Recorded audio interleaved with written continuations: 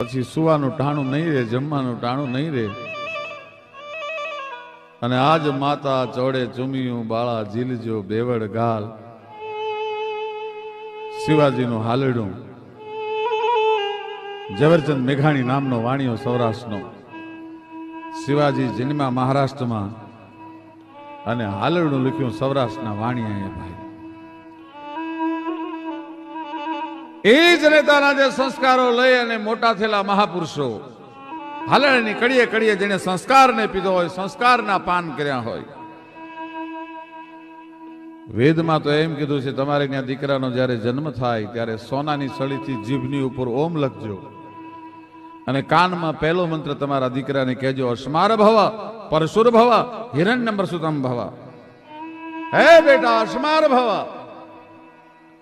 એવી ચટ્ટાન બનજે કે વિદેશીઓના વિધર્મીઓના આક્રમણ જેથી આપણા દેશની ઉપર થાય તેથી આના શક્તિના મોજા તને ખંડિત ન કરી શકે એવી શિલા બનજે. અસ્માર ભવ પરશુર ભવ, એવી પરશી બનજે, એવો પરશુ બનજે કે દુશ્મનના માથા વાટતા તું પાછો ન પડ. પ્રસૂતિ કી વેદના કો સફળ કરી દે, શીઘ્ર ઠંડા કર માકા પેટ ડંકા બજવા દે તું. बर मिट जाना कहलाना मर्दाना पुत, किंतु नहीं कायरता रंच दिखला दे तू. पाछा पाव दे के कुख माकी ना लजाना लेश, बैरिन के बीच झंडा फरका दे तू. बैरिन के बीच बीजे झंडा फरका दे तू. अने क्लांत हाहाकार शत्रु सैन्य में महान हो कि ऐसा घमसान बेटा रण में मचा दे तू. એ જે સંસ્કારનું પાન કરી અને મેઘાણીભાઈ એમ લખે છે એ કદાચ બારવટીયો બન્યો હોય ને તો એનામાં ખાનદાની વિતરતી હોય, એમાંથી અમીરાતની સોડમ આવતી હોય. કાદુ મકરાણી નામનો બારવટીયો, પણ કાદુનું નામ સાંભળે ત્યાં દુશ્મનના કાળજા થડક ઓથડાક થડક ઓથડાક થડક ઓથડક થવા માંડે. ભાઈ હાવજા ડાણસી હાકજા હાંભળે પડે વેરી તણા ગાઢ પોચા.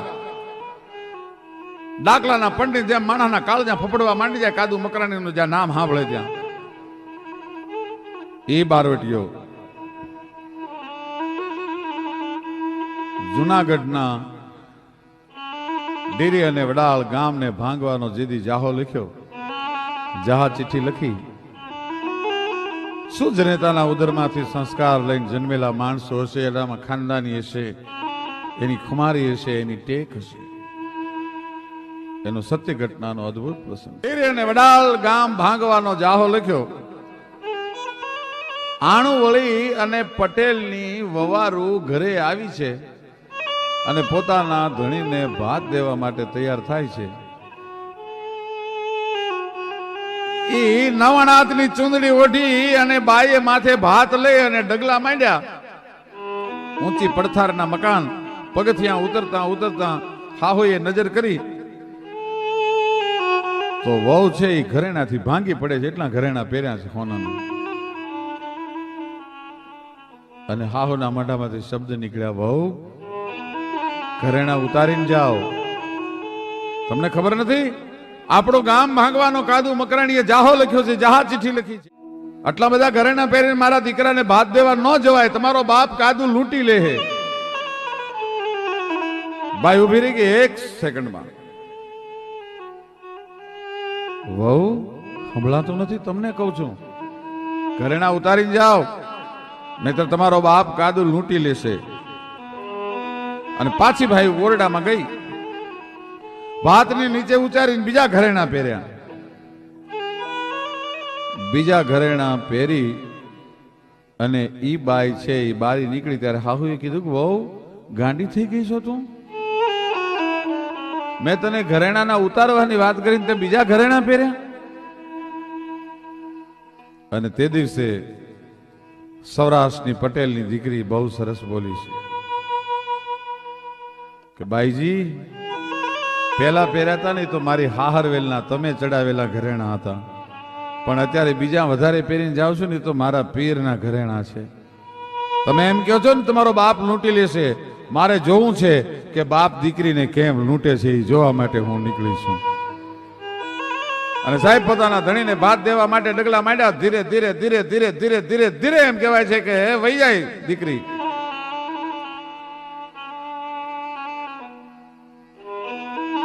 ડુંગરાની ગાળીઓની વચ્ચેથી હાંકડો રસ્તો માર્ગ નીકળ્યો. પોતાની વાડી થોડીક છેટે છે ત્યાં બે બારવટિયા ઠેકીને આડા ફરીને ઉભા રહ્યા. હાય ભાઈ, ઘરેણા ઉતારી દે, અમે બારવટિયા છીએ. તો કે ઘરેણા ઉતારી દેવા માટે જ આવીશું, પણ મારે એકવાર કાદુ મકરાણીને મળવું છે. એ બારવટિયાને એમ થયું કે 8 દિવસથી ઉપવાસના કડાકા વેઠીએ છીએ, એક ટાણાનું અનાજ નથી. આ બાઈના ઘરેણાથી ભૂખ ભાંગી જાય, દાળદર ભાંગી જાય એટલા બાઈ ઘરેણા પહેરી નીકળી છે. કાદુ પાસે લઈ જાય, કાદુ પાસે લઈ ગયા. પોતાના હાથનું ઓસીકું કરીને ડુંગરાની કંદરામાં કાદુ મકરાણી ગીરનો હાવ જ હૂતો જ ભાઈ. પણ આમ જ્યાં એકને લઈ અને પોતાના 2 જુવાનડા આવે છે અને જોયા ત્યાં કાદુની આંખ બદલાણી ભાઈ. 12 પ્રકારના વટને ધારણ કરી અને જે પોતાના અન્યાય થયો છે અને ન્યાય મેળવવા માટે રાજની સામે લડે અને બારવટીઓ કહેવાય. 12 પ્રકારના વટને ધારણ કરે. બેન દીકરીની સામે જોવાય નહીં, બેન દીકરીનું સીલ લૂંટાય નહીં, સાધુ અને બ્રાહ્મણની ઉપર હાથ ઉપાડાય નહીં, ધર્મના કામમાં કોઈ દિવસ એમ કહેવાય છે કે ધાડ પડાય નહીં. એવા 12 પ્રકારના વટ જે ધારણ કરે. કાદુ મકરાણીના બારવટાનો નિયમ હતો, બેન દીકરીની આળ ન કરવી. કાદુને એમ થયું કે મારા જુવાનોને ખબર નહીં હોય, અને હાકલ છૂટી ગઈ ભાઈ. આય કાફરો, આ દીકરીને લઈને શું કામ આવ્યા તમે? કે મકરાણી અમે નથી આવ્યા, એણે કીધું છે કે મારે મકરાણીને મળવું છે. મકરાણી ઉભો થયો ભાઈ, પણ હાવ જ કહેવાળી ખંખેરીને ઉભો થાય આળો મરડીને એમ. આજ કાદુ મકરાણી ઉભો થયો. દીકરીની પાસે જઈને એટલું કીધું, બેટા તારે મને મળવું તું? હા બાપુ, હું ઘરેણા પહેરીને મારા ધણીને ભાત દેવા માટે તૈયાર થઈ ત્યારે મારી હાહુએ એમ કીધું, ઘરેણા ઉતારીને જાઓ વહુ, નહીતર તમારો બાપ કાદુ તમને લૂંટી લે. એટલે ઓરડામાં જઈ અને મેં બીજા ઘરેણા પહેર્યા. એટલે મારી હાહુએ કીધું કે વહુ તને ખબર નથી પડતી, ઘરેણા ઉતારવાની વાત કરું છું. ત્યારે મેં કીધું કે પહેલા પહેર્યા તો હાહરવેલના હતા ને આ બીજા મારા પિયરના પહેરીને જાઉં છું. મકરાણી, મારી હાહોને જવાબ દઈને આવી છું, બાપ દીકરીને કેમ લૂંટે છે જોવા માટે આજ હું આવી છું. ઘરેણા લેવા એટલે લઈ લે તું. પણ બારવટીઓ કોઈ દી ધ્રુજે નહીં, બારવટીઓ કોઈ દી રોવે નહીં. પણ બારવટા કાદુ મકરાણી નામના બારવટિયાની પાપડના પડદા ભીના થઈ ગયા. સાબાસ મારા હોરઠની દીકરી, સાબાસ સાબાસ સાબાસ થવા માંડ્યો ભાઈ. અંદરથી ખમકારા માંડ્યા નીકળવા. બેટા, હવે તને લૂંટવાની વાત તો એક બાજુ રહી, મારે તને લૂંટાય નહીં. પણ તું તો મારી દીકરી થઈ કહેવા. તું જયારે હારે તને વળાવી હશે તેથી હું તને કાંઈ આપી શક્યો નથી, અને દીકરીને ખાલી હાથે મળાય નહીં. બેટા, 8 દિવસથી આ જંગલમાં ઉપવાસના કડાકા વેઠું છું. તને દેવા જેવું મારી પાસે કાંઈ નથી, પણ તને ખાલી હાથે પાછી ન મોકલાય. આ મારા ગુરુની આપેલી મારા હાથમાં જે વીંટી છે એ મારો પ્રાણ વયો જાય, પણ આ વીંટી કોઈને દઉં નહીં. પણ દીકરી, આ વીંટી તને કરિયાવરમાં આપું છું. અને તારે હાહુને જઈને કહી દેજે કે હવે તને લૂંટવાની વાત તો એક બાજુ રહી, પણ તારા 7 ગામના હિમાડામાં જો પગ મૂકું તો હું કાદુ મકરાણી ન કહેવા. ટેકેલા પુરુષો આ ધરતીમાં જન્મ્યા છે. ઝવેરચંદ મેઘાણી લખે છે કે મુળુ માણેક નામના બારવટિયાને, વાઘેર બારવટિયાને જેથી અમરેલીની કોર્ટમાં રજૂ કરવામાં આવ્યો એને ફાંસીની સજા થયેલી હતી. અને અંગ્રેજ અધિકારીએ એટલું કીધું કે મુળુ, એકવાર સલામ કરી દે, તારા બધા ગુના માફ. મુળુ મકરાણીએ કીધું, સાહેબ ફરીવાર બોલતો. હું તે કીધું કે એકવાર સલામ કર મુળુ માણેક, તારા બધા ગુના માફ. કે સાંભળી લે સાહેબ, મારો મુળુ મૂછે હાથ અને બીજો તરવારે તવા, પણ હોત જો ત્રીજો હાથ તોય નર અંગ્રેજને નમત નહીં. આ અંગ્રેજ ગોલા મારો એક હાથ મૂછની ઉપર હોય છે અને એક તરવારની મૂઠની ઉપર હોય છે. કદાચ ભગવાને ત્રીજો હાથ આપ્યો હોય ને તોય ગોલા હું તને સલામ ન કરું. ભલા માણસ, ફાંસી આપી હોય તો આપી દે. મૂળું મૂછે હાથ, બીજો તરવારે તવા, હતજો ત્રીજો હાથ તોય નર અંગ્રેજને નમત નહીં.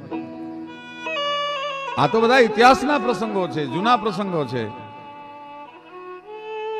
પણ જનેતાને એના ધાવણનું એટલું ગૌરવ હતું. આઝાદીનો સંગ્રામ ચાલતો હતો. નહીં ભાલા, નહીં બરસિયું, નહીં તરવાર્યું તોપ, પણ તારું કટક કાળો કોપ વણ હથિયારે વાણિયા. તારી પાસે નહીં ભાલા, નહીં બરસિયું, નહીં તરવાર્યું તોપ. મોહનલાલ કરમચંદ ગાંધી નામના પોરબંદરના વાણિયાને બ્રિટિશરોએ આફ્રિકામાં અડધી રાતે રેલવેમાંથી ઉતારી મૂક્યો. તેથી મોહન ગાંધીએ પ્રતિજ્ઞા કરી હતી કે તમે મને અડધી રાતે ટ્રેન છોડાવો છો, પણ જો હું અડધી રાતે તમને ભારત ન છોડાવું તો માનજો કે હું વાણિયો નહોતો. પ્રતિજ્ઞા લઈ લીધી, સૌરાષ્ટ્રનો વાણિયો ભણાવો, જેવો તેવો નહીં. અને દુલ્લા કાગી વાણિયા માટે કડી લખે છે, બહુ સરસ કડી છે કે મદ સત્તાને બળીને ભાભરતાને ગોલ્યા, પણ એક ઘોલ્યો ગોલાણો નહીં વાણિયો. જે ત્રાજવડે પૃથ્વી બ્રહ્માંડો ને તોલ્યા, પણ એમાં એક તોલ્યો તોલાણો નહીં વાણિયો. ચોગરદમ ગંધારાની માતાના મનમાં એક દીવડો પ્રગટાવી બેઠો વાણિયો. સોરઠ પે વારી કે વારી જાઉં પોરબંદર પે, એવો વાણિયો. આઝાદીનો સંગ્રામ ચાલે. સાયમન કમિશનનો વિરોધ કરવા માટે લાલા લજપતરાય 200 જણાના ટોળાની હારે ગયેલા. એમાં જનરલ સાન્ડર્સ અને જનરલ સ્કોટ નામના 2 અંગ્રેજ અધિકારી હતા. લાઠીચાર્જનો હુકમ થયો. એમાં જનરલ સાન્ડર્સના હાથમાં જે હોકી ફરતી હતી, એ ફરતી ફરતી છે, એ હોકી લાલાજીના કપાળમાં લાગી ગઈ. હેમરેજ થયું, એનું અવસાન થયું. એને દેહને દર્શન કરવા માટે મૂકવામાં આવ્યો. બધાય જ્યારે આવ્યા, એમાં ભગતસિંહને ખબર પડી ભાઈ પણ મર્દ શીશ પર નવે મર્દ બોલી પહેચાને, મર્દ ખિલાવે ખાજ મર્દ ચિંતા નહીં માને, મર્દ લેજ અંગરદેજ મર્દ કો મર્દ બચાવે, ગહરે સા કરે કામ મર્દ કો મર્દ અહીં આવે. એવું મર્દનું ફાડ્યું ભગતસિંહ ભાઈઓ. બધાય દર્શન કરવા માટે ગયા ને એમાં જયારે ભગત દર્શન કરવા માટે ગયો ત્યારે લાલાજીનો જ્યાં મૃતદેહ પડ્યો છે એની પાસે જઈને ભગતસિંહજી છે એ લાલાજીના ચરણને સ્પર્શ કરીને પ્રતિજ્ઞા કરે છે, કાય લાલા, અત્યાર સુધીમાં તને ગમે એ માણસે ગમે એવી અંજલિ આપી છે, મને ખબર નથી, પણ કાલનો સૂરજનારાયણ ઉગે ને સૂરજનારાયણ હાથમે એ પહેલા તારા કપાળમાં હોકી મારનાર અંગ્રેજ ગોલાને આ જગતના ચોકમાં જીવતો રહેવા દો તો હું ભગતસિંહ નહીં ભાઈ. પ્રતિજ્ઞા લઈ લીધી. બીજે દિવસે અંગ્રેજ અધિકારીનું બંગલામાંથી બહાર નીકળવું, ભગતસિંહની રિવોલ્વરમાંથી ગોળી છૂટવી, અંગ્રેજ અધિકારીને ભડાકે દીધો. આ સમાચાર છાપામાં આવ્યા.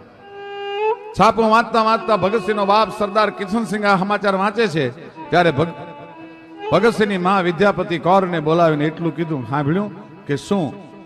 કે મને આ ખૂનમાં ભગતસિંહનો હાથ હોવાની શંકા છે. અને તે દિવસે ભગતસિંહની માં બોલી છે, સરદાર તમને શંકા છે પણ મને પૂરેપૂરી ખાતરી છે કે મારું ધાવણ ધાવનાર ભગતસિંહ જ હોય, બીજો કોઈ ન હોય. આ દેશની જનતાના એના ધાવણનું એટલું ગૌરવ હતું. ભાળતો નથી, મારા પારુડા ભડકે છે, મારા પારુડા પાણી પીએ છે, આ ખદ ખદ ઘોડા હાકીને તું વિયો આવ્યો. પણ પહેલી વાર કાને એક અવાજ એવો આવ્યો કે આમાં કંઈક છે હો. એટલે પોતે ઘોડાનું પલાણ છાંડી નીચે ઉતરી ગયા ભાઈ. ઘોડાનું પલાણ છાંડી અને નીચે ઉતર્યા. માતાજીને પાઘડીનો એક આંટો છોડી અને ગળામાં નાખી અને પગે લાગે અને આંતરવાહી પાઘડી નાખીને પગે લાગે કે ભાઈ પીછળ રાઠોડ પગે લાગ્યા, અરે હા હા હા, ખમા ખમા ખમા ખમા ખમા મારા બાપ, બિકાનેરના રાજને ઘણી ખમા, પણ આ બાપ એટલું હવે વધારે રમવાનું ન હોય, એટલે હાલ હવે નેહડે સાહી પીવા માટે. અરે માડી, મરણ મેવાડું આવે પીઠિયા પાની ખૂંદતું, એને લાંબે લાંકાળા તારે મરવું મોરી સક ઘણી. અરે મરણ મેવાડા આવે પીઠિયા પાની ખૂંદતું, એની લાંચે લાંપાળા તારે મરવું મોરી સક ધણી, મારી વાહે મોત પાની ખૂંદતું આવે છે. માં કે આ તો જોગ માયાનો દરબાર છે બાપ, અહીંયા કાળ પણ ન આવી શકે. મારી ભેળિયાની આંચ ઉતરે, સૂરજ નારાયણને જો જોગમાયા ન ઉગવા દેતી હોય તો કાળ શું કરી શકે? હાલ મારા બાપ. વાત કરી પણ પૃથલ રાઠોડને વિશ્વાસ બેહી ગયો, માં મળી ગઈ, જોગમાયા મળી ગઈ. માં આવ્યો છું તો એક કામે. બોલ મારા બાપ, શું કામ છે? કે લેલા દઈને લઈ મારે અકબરે કેણ મોકલ્યું છે, મારે દિલ્હી જવાનું છે. માં એક ક્ષત્રિયાણી છે, એ ઝેરનો કટોરો પી જશે અને હું અકબરની સામે લડીને મરીશ. પણ માં મને લેલા દે કીધું તું કોક ચારણ જોગબાયાનો આશરો લઈ લે, એટલા માટે હે માં ઠેઠ બિકાનેરથી અહીં સુધી મેં ધોળો ખાધો છે, પણ મને હવે ખબર પડી ગઈ છે જવાહર હોય છે એની પરખ કરવી નથી પડતી. કહે છે પુત્રના પગ પારણે પરખાઈ જાય છે. હું ઓળખી ગયો માં તને. હવે મારા બાપ જરૂર જાજે, લેને ભેળી લઈને જાજે, અને જે દિવસે અકબર કુડી નજર કરી અને લેલાને લેવા માટે પાલખી મોકલે ત્યારે મને યાદ કરજે. કે માં તને કેવી રીતે યાદ કરવી? કે બાપ જોગમાયાઓને યાદ કરવાના મોટા મંત્ર ન ભણવાના હોય. 3 વાર હાથ દેજે, આવજે રાજલ ગુદાની, આવજે રાજલ ગુદાની, આવજે રાજલ ઉદાની, એમ 3 વાર તું મને હાથ દેજે. અને ના આવું તો હું ઉદા વાચાની દીકરી રાજબાઈ ન કહેવાઓ. વિશ્વાસ બેહી ગયો. ટૂંકમાં વાત કરું, લેલાદાને કીધું ક્ષત્રિયાણી જોગમાયા મળી ગઈ છે, હવે આપણે દિલ્હી જવું છે. ભલે દિલ્હી લેલાદાને લઈને ગયા છે. બિકાનેરના ઉતારામાં ક્ષત્રિયાણી અને પૃથ્વીરાજ રાઠોડ વાતું કરે છે. સાંજની બરોબર નમાજનો સમય થયો છે. ગવલ્લા મંગલ્લા પકડ પાક પલ્લા હોવે ગાહી બલ્લા રસુલ્લા સંભારો કયામત કે દિન में अनामत बजावे मुसीबत न पावे से हिम्मत न हारो रखो याद दिल में मोहम्मद का कलमा नबी का मुसल्ला कभी ना बिसारो मुसलमान सारे नबी जी के प्यारे गिलल्ला गिलल्ला गिलल्ला पुकारो खुदा बादशाह है सबे पर निगाह है न कोई जुदा है उसी रब के घर में गजन दर गधा है दुहू पर फिदा है न छोटा बड़ा है खुदा की नजर में. મસાલો જળાડવા માંડી ભાઈ, લોબાનના ધૂપની ધમક લાગી, ડોલી તૈયાર થઈ લેલા દે લેવા માટે. માણસોએ આવીને બિકાનેરના ઉતારે ડોલી ઉભી રાખી. લેલા અકબરની ડોલી આવી ગઈ છે, જાવું પડશે હો દરબાર, એકવાર હાથ તો દઈ જુઓ માને. અને ભાઈ અહીંયા પૃથ્વીરાજ રાઠોડે હાકલ કરી, ગઈ માં આવજે રાજલ ગુદાની, આવજે રાજલ ઉદાની, આવજે રાજલ ઉદાની. 3 વાર હાથ દીધો પણ માં ના આવી. રાજપૂતાણી મારી ભૂલ થઈ ગઈ, એક ચારણી દીકરી ઉપર મેં વિશ્વાસ મૂક્યો. કત દિલ્હી કત આગરો અને કત ચરાડો. ક્યાં દિલ્હી ક્યાં આગરો અને ક્યાં ચરાડું? ચારણી નાની એવી દીકરી ઉપર ભરોહો મૂકીને બહુ મોટી ભૂલ કરી. કે ભૂલો છો દરબાર, હજી આર્તનાદ નથી થયો. કોરી આંખે માં ન આવે કોઈ દિવસ. એક વાર આર્તનાદ કરો દરબાર.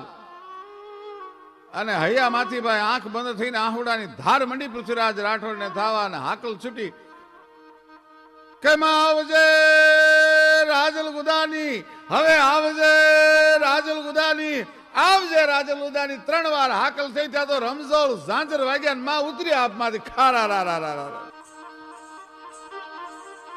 અરે માં આવતા એટલું બધું વાર લગાડી? મારા બાપ, હું ભેહું દોવા માટે બેઠી હતી. તારો પહેલો હાથ મને સંભળાવનો ત્યારે હું ભેંસ દોતી હતી. મેં મારી ભોજાઈને કીધું, ભોજાઈ આ ભેંસનો આંચળ તમે હાથમાં લ્યો, મને મારો દીકરો બોલાવે છે. અને તેથી મારી ભોજાઈએ એમ કીધું કે નણંદબા મારો દીકરો કજીએ ચડ્યો છે. અને તે દિવસે મેં પિથાલ મારા મોઢામાંથી શબ્દ નીકળી ગયા કે મરે તારો દીકરો, મને મારો દીકરો બોલાવે છે.